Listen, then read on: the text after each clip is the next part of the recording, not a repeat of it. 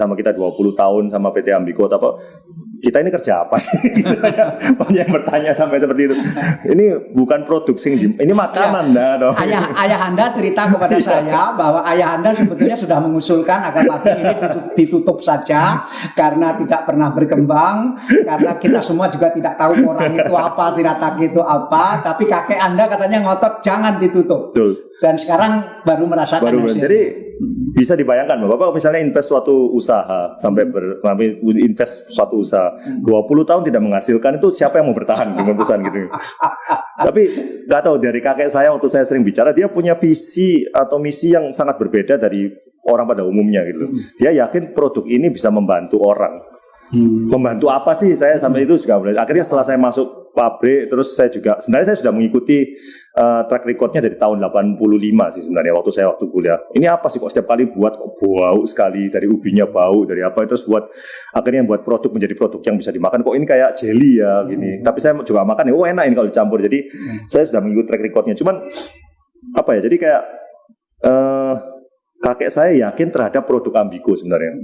Dan saya setelah waktu pertama kali ikut pun saya yakin produk ini bisa membantu orang. Nggak tahu caranya gimana. Ternyata memang dari makanan, dari kesehatan, dari pola makan manusia zaman sekarang, dan apalagi pola makannya di Indonesia kekurangan fiber dan terlalu. Oh, ini fibernya tinggi? Ini fibernya tinggi sekali Pak. Jadi Shirataki itu fibernya lebih tinggi? Kalau saya bilang fibernya glukomanannya yang perlu dikonsumsi untuk masyarakat sih. Jadi kalau saya sendiri tiap hari makan. Jadi saya sih karena suka olahraga, saya masih mencampur beras merah dengan beras Shirataki ini. Saya campur setengah-setengah, jadi saya ada pengisauan vitamin B dan ada fibernya. Jadi saya di situ bisa kontrol berat gitu dari situ. Kakek dimakamkan di mana? Kakek di Kembang Kuning Pak. Di Surabaya. Di Surabaya ada khusus pemakaman Jepang di sana. Jadi di sana. Sebenarnya kakek sih bisa masuk ke makam pahlawan sih. Kakeknya ini berhak dimakamkan di Taman Makam Pahlawan dan sudah diminta untuk dimakamkan di Taman Makam Pahlawan Mayor Jenderal Soekarno, tapi pihak keluarga tidak usah di Taman Makam Pahlawan gitu. Soalnya dengan di makam Jepang itu mungkin tiap kali kalau perlu setahun sekali ke sana atau kumpul sama orang Jepang atau apa masih bisa di sana gitu. Anda pernah ke kampung halamannya kakek pernah. Di Kushiro? Saya pernah. Jadi Kushiro itu Jepang paling utara di Pulau Hokkaido. Kebetulan saya pernah ke sana. Dinginnya bukan main, dan waktu itu ada pabrik kertas di sana yang mau dijual. Saya pengen beli pabrik itu. Wah, di sana orang makan ikan.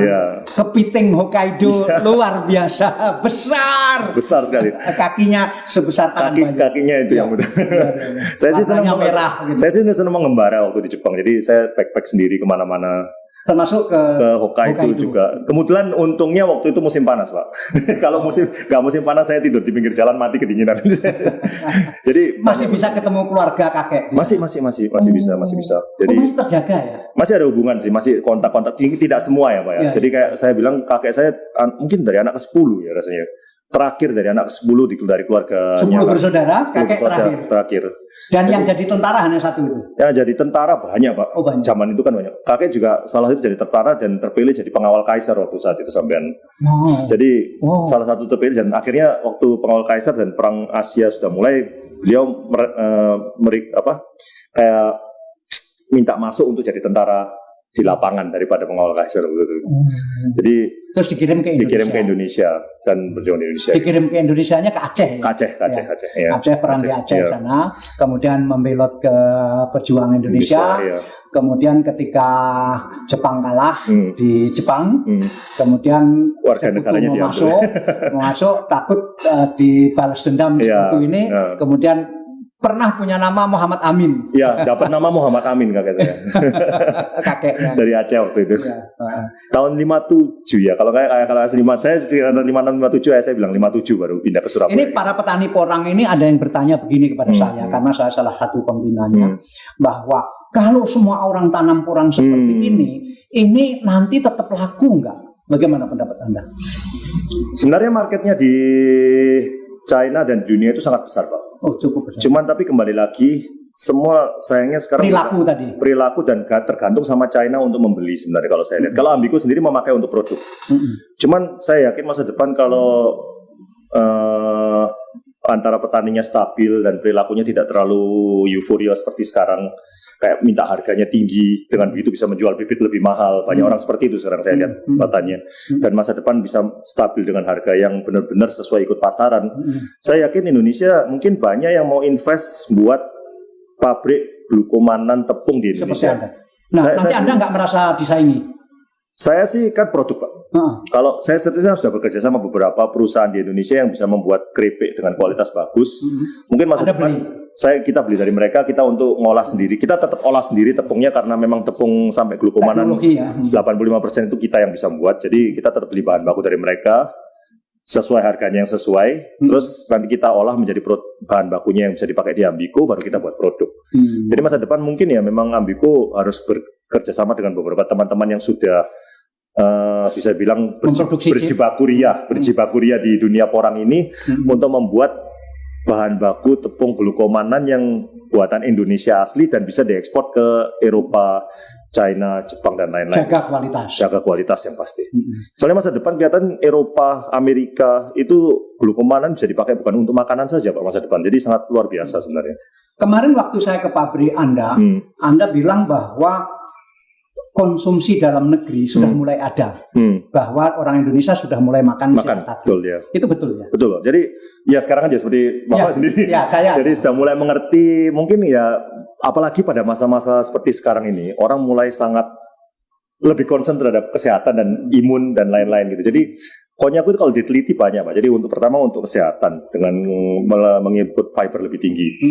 Kedua bisa membantu imun tubuh menjadi lebih kuat dengan ada prebiotik dan dalam tubuh ini. Jadi bakteri dalam bisa lebih aktif dan jadi imunnya lebih kuat. Ketiga ini ada penelitian untuk orang-orang yang autisme. Jadi dengan makan konyaku ini dan kandungan itu, jadi dia lebih mengkat absorben karbohidrat yang lebih terlalu tinggi ke tubuh.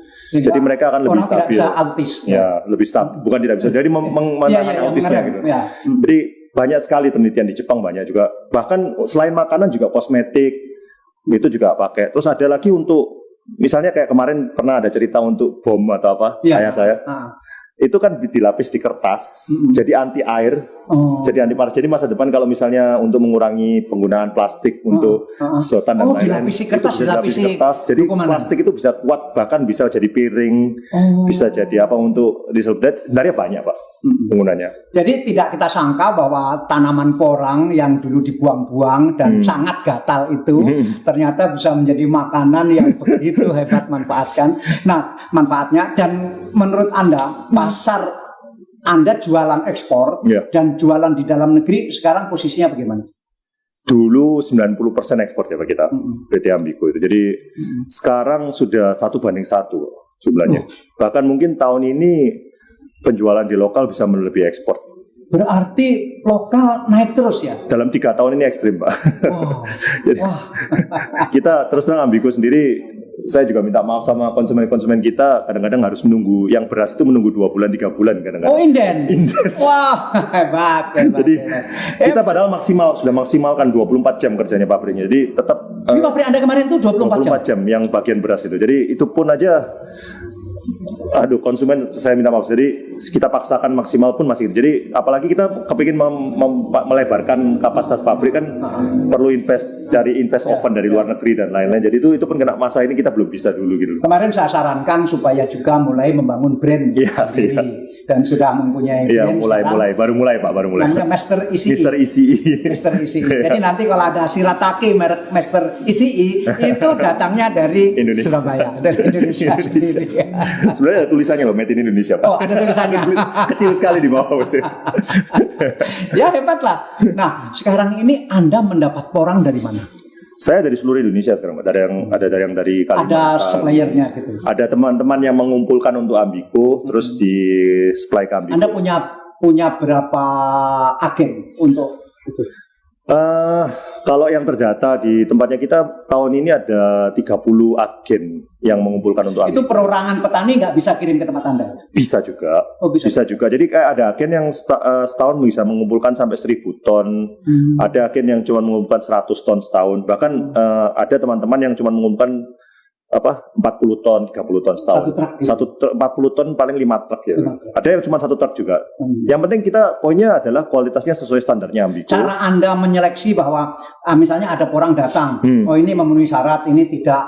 Kalau orang baru kita ambil sampling misalnya berapa karung kan ini karungan datangnya. Kita karung terus kita buka, kita lihat koleksi. Jadi kita memang teman-teman yang di lapangan untuk bagian penerimaan itu sudah pengalaman 20 tahun lebih itu teman-teman minimal. Jadi yang agen-agen lama itu sudah tahu bahwa kalau begini diterima, kalau begini ditolak, daripada ditolak nanti mendingan mereka melakukan seleksi sendiri. Betul. Jadi kita memang kalau bisa dibilang memang paling keras ya Ambico untuk seleksi. Jadi saya setuju harus begitu. Paling keras, jadi ada yang senang ada yang enggak, tapi kita ya sudah itu standarnya dari dulu gitu. Itu nanti dampaknya ke bawah, mereka juga akan mendisiplinkan diri masing-masing. Jadi banyak saya lihat memang teman-teman yang baru mulai kerja itu memanjakan supplier gitu. Jadi apapun kita terima, nggak mau tahu. Terus saya lihat malah kasihan gitu, banyak supplier yang nakal kadang-kadang ditambahin tanahnya ditambahin. Jadi itu kesulitan satu atau penipuan satu adalah tanahnya tidak dibersihkan. Jadi umbinya itu masih terbungkus tanah supaya beratnya naik. Kemudian dicampur dengan iles-iles. Dicampur dengan suwek karena bentuknya sama, secara sama. Kemudian apa lagi? Kalau umur juga. Jadi kalau umur ini lebih ke petaninya. Jadi ini belum waktunya panen, sudah dipanen. Itu bagaimana cara melihatnya? Kan susah Pak. Kita tahunya setelah jadi tepung nanti. Jadi makanya kalau kita dari situ kita list nama-nama orang-orang yang nakal, berikutnya tidak kita kasih harga maksimal atau kita putus. Iya. Jadi bahkan yang lebih ekstrim, misalnya musim kering sebelum kirim disiramin air. Biarkan beratnya. Yang lebih ekstrim lagi kadang-kadang kita kan nimbang harus pakai truk Pak. Jadi pakai timbangan truk. Jadi truknya dikasih besi. Ya. Lumayan 200 kilo, 300 kilo kan. Ya, itulah tantangan kita. Dan itu terjadi di mana-mana, tidak hanya di Indonesia. Itu kan juga terjadi di RRC, terjadi di mana-mana. Di Myanmar juga, di mana-mana juga ya. Masalahnya Anda yang harus disiplin. Betul. Jadi akhirnya tahun ini kita juga sudah invest untuk timbangan sendiri. Jadi standarnya Ambico akan diperketat lagi. Terus ubinya pun kita mulai seleksi suppliernya lebih ketat lagi. Biarkan benar-benar, soalnya kita nyambungkan ke konsumen akhir. Iya. Di sana ditolak juga. Jadi kalau sampai itu ditolak, kita sendiri nggak bisa kerja. Dan kebetulan kita tertolong namanya Ambico karena sudah lama. Konsumen yang di RRD sendiri, konsumen yang di Vietnam sendiri, konsumen yang di Jepang sendiri, kalau sudah nama PT Ambico, mereka lebih percaya daripada tempat lain. Dan itu makanya kita harus mempertahankan ini. Nggak boleh sembarangan mainnya gitu. Apakah 10 tahun yang akan datang Anda masih akan bergerak di Poran ini? Kelihatannya ya, cuman kita juga akan bergerak di tempat lain juga gitu. Jadi karena istilah Ambico itu ambisius itu kan bukan cuma satu gitu. Anda berapa bersaudara? Saya 5 bersaudara. Dari 5 orang, berapa orang yang terjun ke Poran? Sekarang yang bantu pulang kembali ke Indonesia ada 2 orang, paling bawah, 4, yang keempat dan kelima lagi bantu. Dan yang kelima perempuan lagi bantu untuk promosi. Jadi nunjukkan konyaku itu gini cara makannya, gini cara pakainya. Kalau adik saya yang satu bantu bagian pengaturan marketing dan lain-lain. Terus ada juga dari adiknya ayah saya juga, sepupu juga bantu bagian teknik dan lain-lain. Jadi Anda 5 bersaudara, 5 sekolah di Jepang? Dari 4 sekolah di Jepang, 1 di Australia. Ayah Anda juga sekolah